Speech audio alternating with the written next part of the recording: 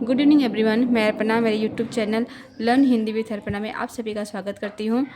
आज के वीडियो में मैं आप लोग को संज्ञा पढ़ाने वाली हूँ। सबसे पहले हम जानेंगे संज्ञा क्या है। हाँ, संज्ञा किसे कहते हैं। जैसे कि संज्ञा क्या है, किसी नाम संज्ञा शब्द का अर्थ है नाम।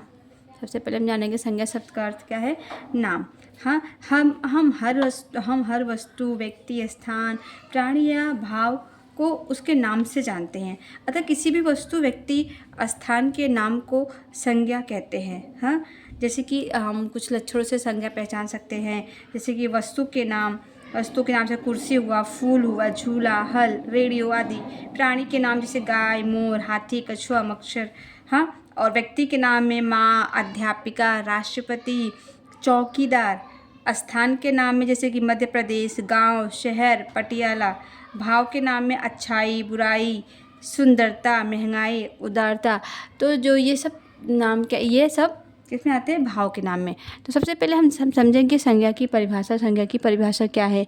ठीक है, तो किसी वस्तु, स्थान, प्राणी या भाव के नाम को संज्ञा कहते हैं। संज्ञा किसे कहते हैं, वस्तु, स्थान, प्राणी या भाव के नाम को संज्ञा कहते हैं। ठीक है, संज्ञा के मुख्यतः 3 भेद होते हैं।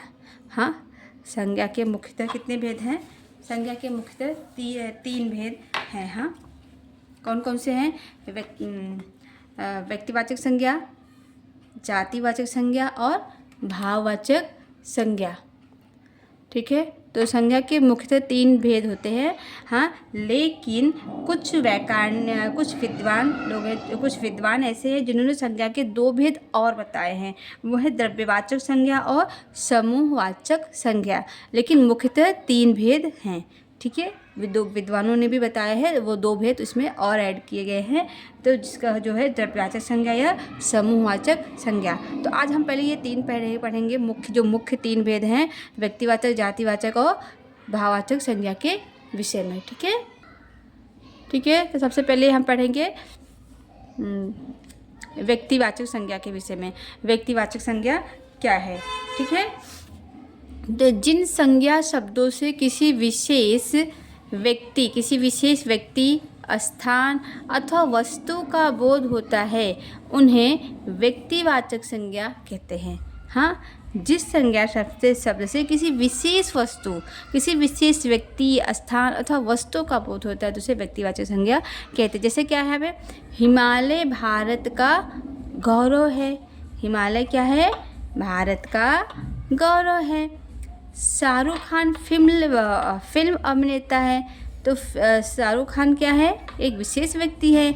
हिमालय एक विशेष स्थान है, कहाँ, भारत में। हिमालय भारत का गौरव है, तो हिमालय क्या हुआ, एक विशेष स्थान है। शाहरुख खान एक विशेष व्यक्ति हैं। कुतुब मीनार दिल्ली में है। अब कुतुब मीनार कहाँ है, हाँ, दिल्ली में है। ठीक है, तो ये भी एक विशेष स्थान है कुतुब मीनार, जहाँ दिल्ली में एक विशेष स्थान है। ठीक है, तो उपयुक्त जो मैंने शब्द बताए, जो उपयुक्त मैंने उदाहरण दिए हैं, तो उस उदाहरण में जो ये हिमालय, भारत, शाहरुख खान और कुतुब मीनार, हाँ, तो ये सब क्या है, हाँ, ये सब किसी विशेष व्यक्ति, वस्तु का बोध कराते हैं। तो इसलिए क्या है, ये व्यक्तिवाचक संज्ञा है। अभी दूसरे नंबर का क्या है, जातिवाचक संज्ञा। जिन संज्ञा शब्दों से किसी वस्तु, व्यक्ति, प्राणी या स्थान की पूरी जाति या वर्ग का बोध होता है तो उन्हें जातिवाचक संज्ञा कहते हैं। कौन सी संज्ञा कहते हैं, जातिवाचक संज्ञा कहते हैं। जैसे कि यहाँ पे देखो एग्जाम्पल लिखो, बंदर पेड़ पर बैठा है। ठीक है, बंदर पेड़ पर बैठा है। अब कोयल का स्वर मीठा है। हाँ, कोयल का स्वर मीठा है। ठीक है, फिर अभी देखो और अच्छे बताती, मैं समझाती हूँ आप लोग को। देखिए क्या है, बगीचे में फूल खिले हैं।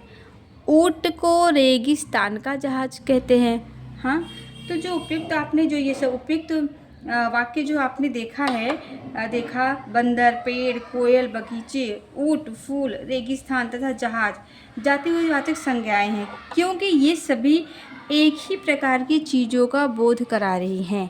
हाँ, जैसे कि पहला एग्जाम्पल है, बंदर पेड़ पर बैठा है, तो पेड़ बहुत सारे पेड़ होते हैं, आम का पेड़ होता है, बबूल का पेड़ होता है और जामुन का पेड़ होता है, अलग अलग पेड़ होते हैं ना। लेकिन यहाँ पे क्या है, एक ही जाति का बोध करा दिया है कि बंदर पेड़ पर बैठा है। हाँ, बंदर भी अलग अलग तरह के बंदर होते हैं। हाँ, लंगूर होते हैं, बंदर होते हैं, सब होते हैं ना। हाँ, लेकिन यहाँ पे बंदर बता दिया, बंदर पेड़ पर बैठा है। कोयल का स्वर मीठा है। हाँ, कोयल का स्वर मीठा है, तो कोयल, यहाँ पे कोयल बता दिया है। हाँ, कोयल भी क्या होगी, एक जाति विशेष की बात की गई है। हाँ, फिर है बगीचे में फूल खिले हैं। हाँ, तो बगीचे में जो फूल खिले, ये भी किसी बगीचे में बहुत सारे बगीचे होते हैं, जैसे कि आम का बगीचा हुआ, फूल का बगीचा। अब किसके फूल का बगीचे में फूल खिले, फूल के बगीचे में फूल खिल सकते हैं। आम के बगीचा है, उसमें फूल लगा दोगे तो भी फूल खिल सकते हैं। और यहाँ पे एक बगीचा शब्द जो है ना, ये संपूर्ण जाति का बोध कराया है। और ये फूल, अभी कौन से फूल, भी बहुत तरह के फूल होता है। अभी कौन से फूल हैं, गुड़हल का फूल है कि चमेली का फूल है, किसका फूल है ये नहीं पता, लेकिन फूल से क्या है, इस संपूर्ण फूल जाति का बोध हो जाता है। बगीचे शब्द से क्या है, बगीचे जाति का, जो बहुत अलग अलग टाइप के बगीचे होते हैं उनका भी बोध हो जाता है। ठीक है। ऊंट को रेगिस्तान का जहाज कहते हैं। हाँ, तो यहाँ पे जो है ये क्या बोलते हैं, सॉरी, ये ऊँट है, हमने गलती से ऊँच लिख दिया है, यहाँ पे है ऊँट। ठीक है, यहाँ पे में है ऊँट। ऊँट को रेगिस्तान का जहाज कहते हैं। हाँ, ठीक है। तो क्या हो गया, ये सब जातिवाचक संज्ञा का, एक ही प्रकार की चीज़ों का ये लोग ये सब बोध कराते हैं। हाँ, तो इसलिए इसको जातिवाचक संज्ञा कहते हैं। ठीक है। अब पढ़ेंगे हम भाववाचक संज्ञा। भाववाचक, भाव से ही भाववाचक, भाव शब्द से ही समझ में आ जाता है कि यहाँ पे किसी मतलब भाव से संबंधित है। जिन संज्ञा शब्दों में किसी वस्तु, व्यक्ति, प्राणी तथा स्थान के गुण, दोष, अवस्था तथा स्वभाव आदि का बोध होता है, उन्हें भाववाचक संज्ञा कहते हैं। हाँ, क्या क्या समझते हैं, व्यक्ति, प्राणी तथा स्थान के क्या गुण, दोष, अवस्था तथा स्वभाव आदि का बोध होता है, तो उन्हें भाववाचक संज्ञा कहते हैं। जैसे कि एग्जाम्पल के माध्यम से हम समझेंगे। कमरे की लंबाई तथा चौड़ाई नापो। अभी क्या है, कमरे की लंबाई तथा चौड़ाई, तो गुण, दोष, अवस्था तथा स्वभाव। हाँ, तब इस क्या है, कमरे का क्या है, लंबाई तथा चौड़ाई नापने की बात कही गई है।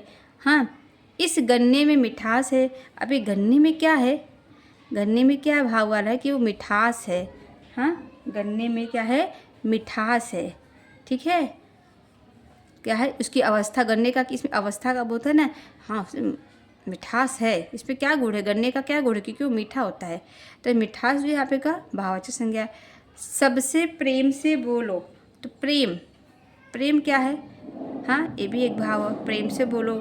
हाँ, परिश्रम करने से ही सफलता मिलती है, तभी यहाँ पे परिश्रम हो और सफलता। हाँ, तो ये कब मिलेंगे, हाँ, जब हम मेहनत करेंगे तब मिलेगा परिश्रम ना। हाँ, तो यहाँ पे भी जब इंसान स्वभाव से ही मेहनती होगा, हाँ, तो ही वो मेहनत करके आगे बढ़ सकता है। तो यहाँ पे परिश्रम क्या है, परिश्रम, सफलता, ये सब किस में आता है, भाववाचक संज्ञा के अंतर्गत आता है। ठीक है। ठीक है, तो अभी इसके आगे भी हम पढ़ेंगे। तो इसके आगे मैं आपको कल पढ़ाऊंगी कि जैसे किस प्रकार जो ये कुछ संज्ञाएं मूल रूप से भाववाचक होती हैं, तो कुछ भाववाचक संज्ञाएं जातिवाचक संज्ञा, सर्वनाम, विशेषण तथा क्रिया में प्रत्यय जोड़कर बनाई जाती है। तो भाववाचक संज्ञा 4 प्रकार से बनती है। तो 4 प्रकार से कैसे बनती हैं, उसके बारे में हम कल पढ़ेंगे। आज के लिए बहुत बहुत धन्यवाद। आपको वीडियो अच्छा लगा तो प्लीज़ लाइक कीजिए, सब्सक्राइब कीजिए, शेयर कीजिए और कमेंट कीजिए। बहुत बहुत धन्यवाद।